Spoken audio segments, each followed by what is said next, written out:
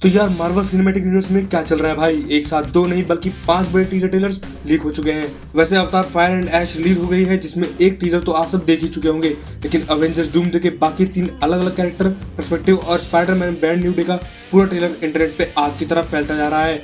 आज की वीडियो में हम बात करेंगे इन लीक्स में क्या दिखा है और आखिर मार्वल की सिक्योरिटी में इतनी बड़ी चूक कैसे हो गई।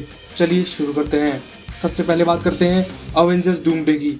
मार्वल ने प्लान किया था कि वो अवतार फायर एंड ऐश के साथ 4 अलग अलग टीजर्स निकालेंगे, हर हफ्ते एक कैरेक्टर टीजर, लेकिन लीक्स ने सारा मजाक किरकिरा कर दिया। लेकिन कुछ फैंस या फिर जिन्होंने मार्वल अवेंजर्स इन्फिनिटी वॉर से देखना शुरू की थी, उन्हें उस बारे में कुछ उतना आइडिया नहीं था। अवतार फायर एंड ऐश के एंड में जब टीजर आया तो लोगों ने कैप्टन का सूट दिखते ही दबा के वोटिंग करी, पर उन्हें उससे भी कुछ ज्यादा की उम्मीद थी। पर मैं कहूंगा कि स्टीव रॉजर्स यानी कैप्टन अमेरिका रिटर्न कर रहे हैं, वही अपने आप में एक बड़ी बात है। टीजर में हमें स्टीव रॉजर्स दिखते हैं, वो अपनी ट्रम्प बाइक अपने घर के बाहर पार्क करते हैं और ये वही एंड गेम वाला घर है जो हमें उस मूवी के एंड में दिखा था।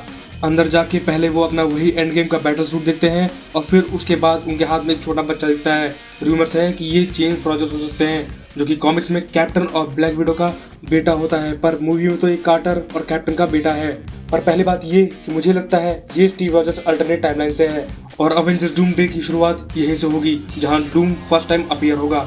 आगे स्पॉयलर्स हो सकते हैं तो अपने रिस्क पे देखो, अगर नहीं देखना है तो आप यहीं से बैक कर सकते हो। तो यार नेक्स्ट वीक थिएटर्स में teaser 2 the God of thunder Thor का टीजर दिखेगा। ये मैं कोई नई बात या स्पॉयलर्स नहीं बता रहा, सबको मोस्टली पता ही है। थॉर का टीजर इमोशनल है, इसमें थॉर को काफी थका हुआ और हारा हुआ दिखाया है, लेकिन वो कहीं पे वुड्स में बैठकर प्रे कर रहा है, जो कि इंडिकेट करता है कि मल्टीवर्स की हालत बहुत खराब है। Teaser 3 the villain arrives. Teaser 3 में सबसे बड़ा highlight Robert Downey Junior as doctor Doom. इस टीजर में उनका मास्क और उनका नया लुक पहली बार मोशन में दिखेगा। भाई आरडीजे को इस अवतार में देखना गूज़बम्प देने वाला है। टीजर 4 ये टीजर सबका कॉम्बो है, जहां मल्टीवर्स कोलैप्स होते दिखाया जा रहा है। ये बाकी टीजर से अलग पूरी मूवी का टीजर होगा, ना कि कोई कैरेक्टर टीजर। अब आते हैं उस लीक पर जिसने सोनी और मार्वल की नींद उड़ा दी है, स्पाइडरमैन ब्रांड न्यू डे। इसका पूरा ट्रेलर ऑडियो के साथ लीक हो गया है। ट्रेलर में पीटर पार्कर अपनी नई लाइफ को इंट्रोड्यूस कर रहा है, जहां उसे कोई नहीं जानता। वो अभी भी न्यूयॉर्क की गलियों में फ्रेंडली नेबरहुड स्पाइडरमैन बनकर घूम रहा है। ट्रेलर में सेडी सिंह का लुक लीक हुआ है, जो कि एक विलन के रूप में दिख रही है, और एक सीन में वो स्पाइडरमैन को प्रॉपर एक धमकी देते हुए दिखती हैं। लेकिन असली धमाका है पनिशर और ग्रे हल्क का कैमियो। ऑडियो में पनिशर का गन शॉट्स और ग्रे हल्क की भारी आवाज साफ सुनाई जा सकती है। अब सवाल ये उठता है कि इतनी बड़ी कंपनी से ये लीक हुआ कैसे? क्या ये मार्वल की मार्केटिंग स्ट्रेटजी है या ये सोनी की गलती है?